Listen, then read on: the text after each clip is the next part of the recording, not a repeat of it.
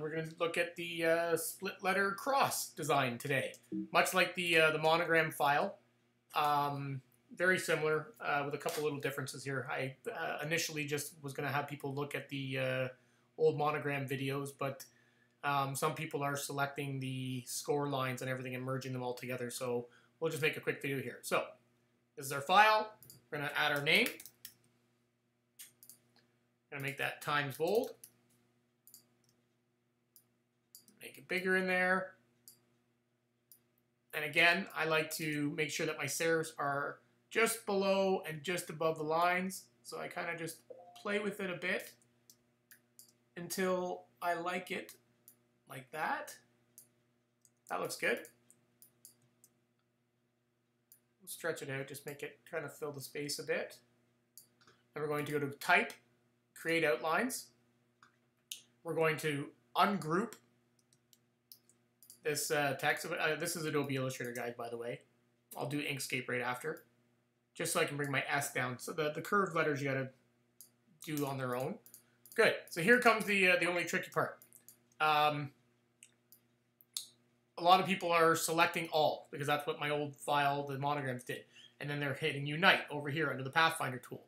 What happens is I've lost my score lines, because what you've done is you have now united everything. Even if I put the stroke on, the score is gone. So we don't want to do that. So what we want to do is just select the name and select the cross. Do not select the score lines. And we're going to hit Unite. Because I left the front name black, it all united and went black. The score lines, you're saying, oh, they're gone. No, they're not gone. It's just that it's filled with black. So we take the fill off, the score is right there. So, just like the Monogram files, I like to go in and get rid of these little things, just to make sure it's a nice clean cut. On some of the S's and some of the other letters do little things like that. So, there we go.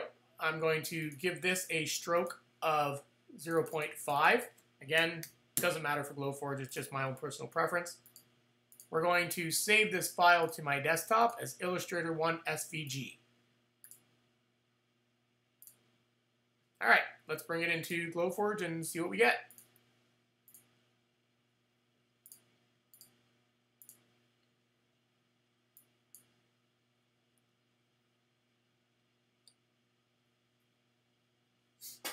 So there we go.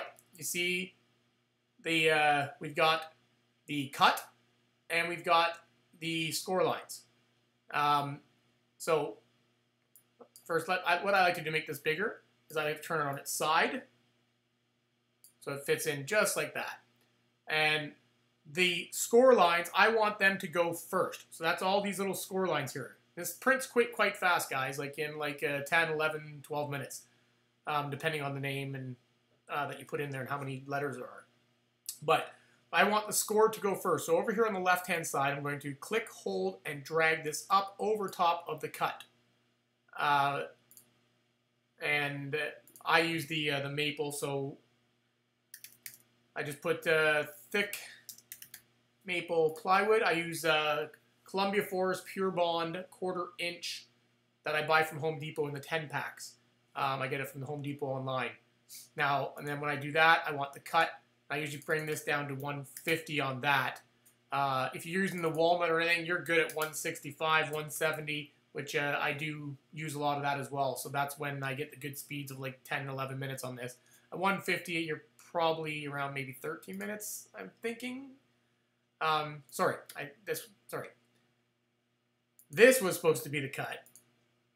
So this I would set to 150. If I was using the maple, you would also set your focus. Now this is the engrave. I'm sorry guys. I'm not making this video. This is going to be score. So the top one here that I've moved up, that's the inner score lines. You have to set this to score, not engrave. Score that. I liked it at 300 speed, 65 power is what I set it at. And there you go. You are good to go. Done. Let's go do one for Inkscape.